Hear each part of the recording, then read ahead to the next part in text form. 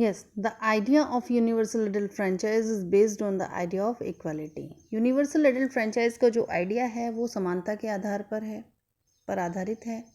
Because it states that every adult in a country, क्योंकि ये इसके अनुसार यूनिवर्सल एडल्ट फ्रेंचाइज क्या बताता है कि हर एडल्ट देश का इरिस्पेक्टिव ऑफ देयर वेल्थ, चाहे वो कितना ही उसके पास समृद्धि हो, चाहे वो किसी भी समुदाय को बिलोंग करता हो, he she belongs to, has one vote. लेकिन उसके पास राइट किस चीज़ का है?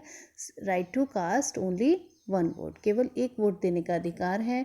Kanta is excited to vote and happy that she is equal to all of the others. Kanta बहुत ज़्यादा उत्सुक है वोट देने के लिए एंड हैप्पी, और इस बात से बहुत ज़्यादा खुश भी हुई थी। एंड शी इज़ इक्वल, उसे ऐसा लग रहा था कि वो बराबर है टू ऑल अदर्स, सभी के समान है। Because each of them has one vote, क्योंकि उन सभी के पास एक ही वोट है। But as her day goes on, लेकिन जैसे जैसे उसका दिन बीतता है, Kanta becomes less certain, Kanta निश्चित होती चली जाती है। What this equality really means, कि ये जो समानता है इसका वास्तव में अर्थ क्या है। What is it that makes Kanta unsure, कौन सी बात ऐसी है जिसकी वजह से कांता बहुत ज़्यादा अनिश्चित हुई है। Let us take a look at a day, पूरे दिन का अगर हम पूरे एक बार सोचें उसके बारे में, इन हर लाइफ, उसके जीवन में जो पूरा दिन था वो गुजरा था उसके बारे में अगर हम सोचें। She lives in a slum, वो एक बस्ती में रहती है। And has a drain behind her house, उसके घर के पीछे एक नाला बह रहा है। हर डॉटर इज सिक, और उसकी बेटी बीमार है। But she can not take the day off from work, लेकिन उसे काम से छुट्टी नहीं मिल सकती। Because she needs to borrow money from her employers, क्योंकि उसे अपने मालिकों से पैसे लेने हैं, यानी पैसे उधार लेने हैं। To take her child to the doctor, जिससे कि so that she can take her child, जिससे कि वो अपनी बेटी को कहाँ ले जा सके, to the doctor for getting her medicine, उसे दवाई दिलाने के लिए। Her job as a domestic help tires her out, घरेलू काम जो वो करती है जिसकी वजह से वो बहुत ज़्यादा थक जाती है। And finally she ends her day by again standing in a long line, और उसके बाद दिन शुरू भी उसका लाइन से हुआ था, एक लंबी लाइन से, और अब जो उसका दिन ख़त्म हो रहा है वो भी एक लंबी लाइन पर ही ख़त्म हो रहा है। The line in front of the government hospital, ये जो लाइन है जो कि गवर्नमेंट हॉस्पिटल के सामने है, is unlike the one in the morning, वो बिल्कुल अलग है उस लाइन से जो कि जिस लाइन में सुबह कांता खड़ी थी। Because most of the people standing in it are poor, क्योंकि हॉस्पिटल के सामने जो ज़्यादातर लोग खड़े हैं वो सभी कैसे हैं? गरीब हैं। ये अंतर है मॉर्निंग में जिस क्यू में कांता खड़ी थी और इस समय जिस लाइन में कांता खड़ी है। Now other kinds of equality, अब दूसरे प्रकार की हम समानताओं के बारे में पढ़ेंगे।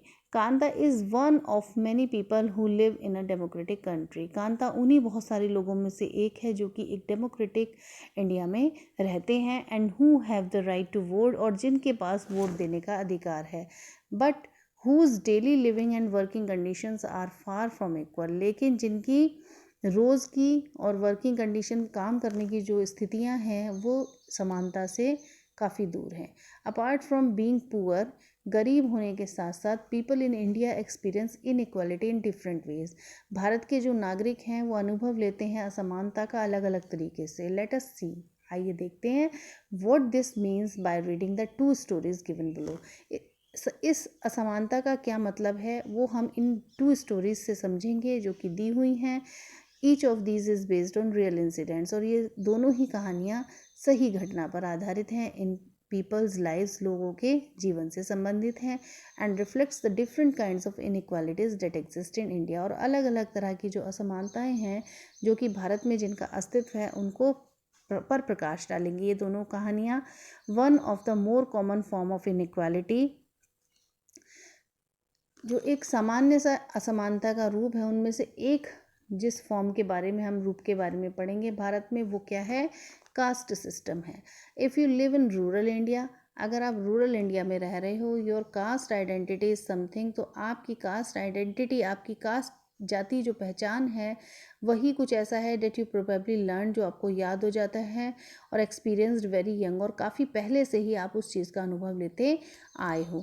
If you live in urban India, अगर आप अर्बन इंडिया में रहते हो, some of you might think that people no longer believe in caste, तो वहाँ पर आपको लगेगा, यानी शहर में जहाँ आप रह रहे हो वहाँ लगेगा कि लोग कास्ट में विश्वास नहीं करते हैं। क्या लगेगा आपको कि लोग कास्ट में विश्वास नहीं करते हैं। कहाँ पर नहीं करते हैं? अर्बन एरियाज़ में लोग इन चीज़ों पर विश्वास नहीं करते हैं। But just look at these matrimonials shown from the leading English newspaper। लेकिन आप इन मैट्रिमोनियल्स के बारे में देख सकते हो जो कि इंग्लिश न्यूज़पेपर में पब्लिश हुई हैं। Alliance invited for fair beautiful girl working in IT Mumbai, BE boy working in Mumbai abroad from IT industry caste, ये इस तरह का है। ये सारा लिया हुआ है। तमिल ब्राह्मण लेंगर गुड 1981 बॉन्ड, ये सारे क्या हैं बेटा? मैट्रिमोनियल्स के बारे में डिस्कशन किया गया है। एंड यू विल सी, और आप देखेंगे how important the issue of caste continues to be in the minds of highly educated urban Indians. और यहाँ पर आपको देखने को मिलेगा कि कितना ज़्यादा महत्वपूर्ण है ये मुद्दा कास्ट को लेकर, जाति को लेकर, जो कि अभी भी हाईली एजुकेटेड अर्बन इंडियंस के माइंड में है। किन के माइंड्स में है? हाईली एजुकेटेड अर्बन इंडियंस के माइंड में अभी भी कास्ट सिस्टम है कहीं ना कहीं।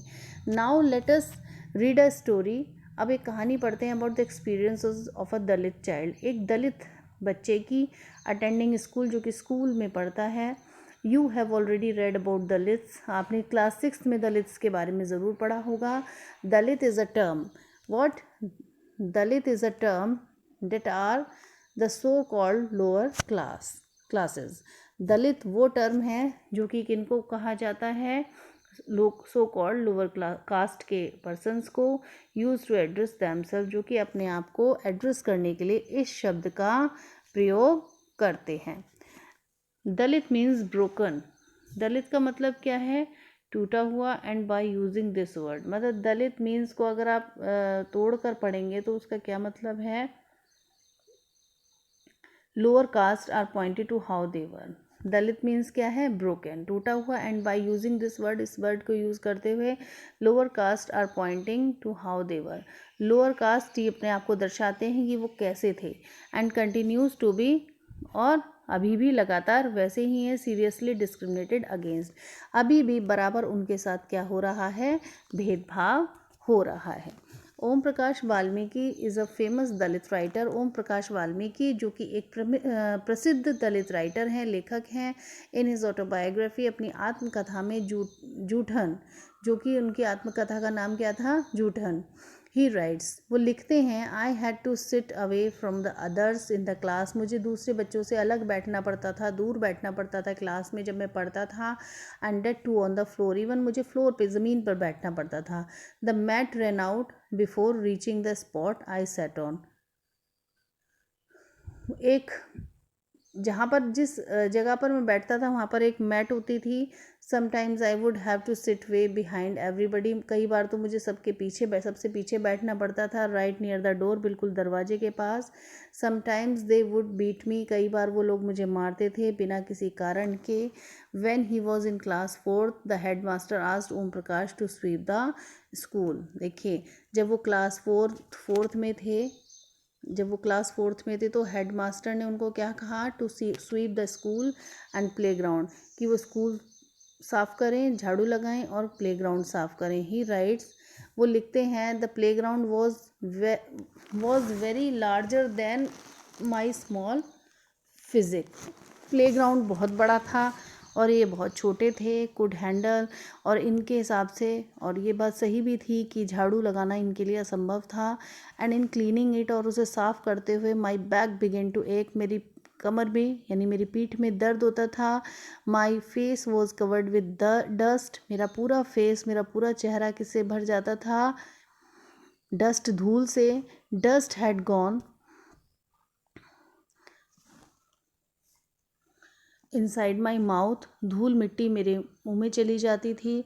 The other children in my class were studying and I was sweeping. दूसरे बच्चे मेरी क्लास में पढ़ रहे होते थे और मैं झाड़ू लगा रहा होता था। Head master was sitting in his room. Head master अपने कमरे में बैठे होते थे एंड वॉचिंग मी, मुझे देख रहे होते थे। I was not even allowed to get a drink of water. मुझे पानी की परमिशन भी नहीं, पानी पीने की परमिशन भी नहीं थी। आई स्वेप्ट द होल डे, मैं सारे दिन झाड़ू लगाता। From the doors and Windows of the school, school के जो दरवाजे थे, खिड़कियाँ थी कमरों, स्कूल रूम्स की। In the eyes of the teachers and the boys saw this spectacle, बराबर टीचर्स और बॉयज़ मुझे देखते रहते थे। Om Prakash was made to sweep the school, Om Prakash को झाड़ू लगानी पड़ती थी। And the playground for the next couple of days, और आने वाले 2 दिनों के लिए प्ले ग्राउंड साफ करना पड़ता था। And this only came to an end, और इस सभी का अंत कब हुआ? व्हेन हिज फादर, जब एक बार उनके पिताजी, who happen to be passing by, जो कि वहाँ से गुजर रहे थे, सॉ हिज सन स्वीपिंग, उन्होंने अपने बेटे को झाड़ू लगाते हुए देखा। ही कन्फ्रंटेड द टीचर्स, उन्होंने टीचर्स से बात की, उनका सामना किया। And then walking away from the school, और फिर वहाँ से चले गए स्कूल से। होल्डिंग ओम प्रकाश हैंड्स, ओम प्रकाश का हाथ पकड़ते हुए। ही सैड, उन्होंने लाउडली, उन्होंने ज़ोर से कहा, for all of them to hear, जिससे कि सभी लोग सुन लें। यू आर अ टीचर, आप सभी शिक्षक हैं। So I am leaving now, इसलिए मैं अब जा रहा हूँ। But remember this much master, he will study right here, लेकिन इस बात का ध्यान रखना कि ये यहीं पर पढ़ेगा, इन दिस स्कूल, इसी स्कूल में। And not just him but there will be more coming after him, और सिर्फ यही नहीं, इसके बाद और भी बहुत सारे बच्चे यहाँ पर आकर पढ़ेंगे। ये तो थी बेटे फर्स्ट स्टोरी, जो कि किनकी थी? ओम Prakash Valmiki ji, who was a writer, जो कि एक राइटर थे। उन्होंने अपनी ऑटोबायोग्राफी लिखी थी जिसका नाम जूटन था। The second story is based on an incident. अब आप दूसरी स्टोरी के बारे में पढ़ रहे हैं, जो कि एक घटना पर आधारित है। That took place in one of India's largest cities, जो कि इंडिया के ही बड़े बड़े शहरों में से किसी एक शहर की कहानी है। And is common practice in more parts of the country, और एक साधारण सा अनुभव है देश के बहुत सारे पार्ट्स में। इट इज़ अ स्टोरी, ये एक कहानी है about Mr and Mrs Ansari, Mr और मिसेज अंसारी की, who were looking to rent an apartment in the city, जो कि शहर में कहीं पर घर ढूंढ रहे हैं। दे हैड द मनी, उनके पास पैसा तो है। And so paying the rent was no problem, इसलिए किराया देने में उनको कोई भी प्रॉब्लम नहीं है। They went to a property dealer, वो एक प्रॉपर्टी डीलर के पास जाते हैं फॉर हेल्प, मदद के लिए। टू फाइंड अ प्लेस, कि उनको एक अपार्टमेंट दिलाने में उनकी मदद करें। द डीलर इन्फॉर्म्ड, डीलर उन्हें सूचित करता है that he knew about quite a few apartments, वो कुछ अपार्टमेंट्स के बारे में जानता है। That were available for rent, जो कि उनको किराए पर मिल सकते हैं। They visited the first apartment, वो पहले अपार्टमेंट में जाते हैं। And the Ansaris liked it very much, और अंसारी को वो अपार्टमेंट बहुत ज़्यादा पसंद आता है। And decided to take it, कि और वो ये निश्चित कर लेता है कि उसको वही अपार्टमेंट लेना है। However when the landlady found out their names, लेकिन जैसे ही मालकिन, मकान मालकिन को उनके नाम पता चलते हैं, शी मेड एन एक्सक्यूज़, तो वो एक बहाना बना देती हैं about how she could not rent the house, कि वो अपना घर रेंट पर क्यों नहीं दे सकती टू समवन, किसी को भी, हु एट मीट, जो कि मीट खाते हैं। Because the building did not have any non vegetarian residents, क्योंकि इस बिल्डिंग में कोई भी नॉन वेजिटेरियन रेजिडेंट्स, निवासी नहीं रहते हैं। Both the Ansaris and the property dealer वो सरप्राइज, अंसारीज और प्रॉपर्टी डीलर को बड़ा आश्चर्य होता है टू हियर दिस, ये सुनते हुए। Because they could smell fish being cooked in the neighbours house, क्योंकि उन्हें फ़िश कुक होने की जो स्मेल है, कि पड़ोस के घर से ऐसी स्मेल आ रही थी कि वहाँ पर फ़िश बन रही हों, फ़िश कुक हो रही हैं। लेकिन फिर भी ये बहाना सुनकर उन्हें बड़ा आश्चर्य होता है। Both the Ansaris in the property there after the same excuse was repeated in the second and the third apartments, ठीक यही एक्सक्यूज़ दोबारा से रिपीट कर दिया गया सेकेंड और थर्ड अपार्टमेंट जब ये देखने गए। Finally the property dealer told them, अंत में प्रॉपर्टी डीलर ने उनको क्या बोला, that they might want to change their names, कि अब उन्हें अपने नाम बदल लेने चाहिए। And call themselves Mr and Mrs Kumar, और अपने आप को उन्हें क्या बताना चाहिए, Mr and Mrs Kumar. The Ansaris were reluctant to do, Ansaris को ये बात बिल्कुल, वो इस बात के लिए बिल्कुल विलिंग नहीं थे।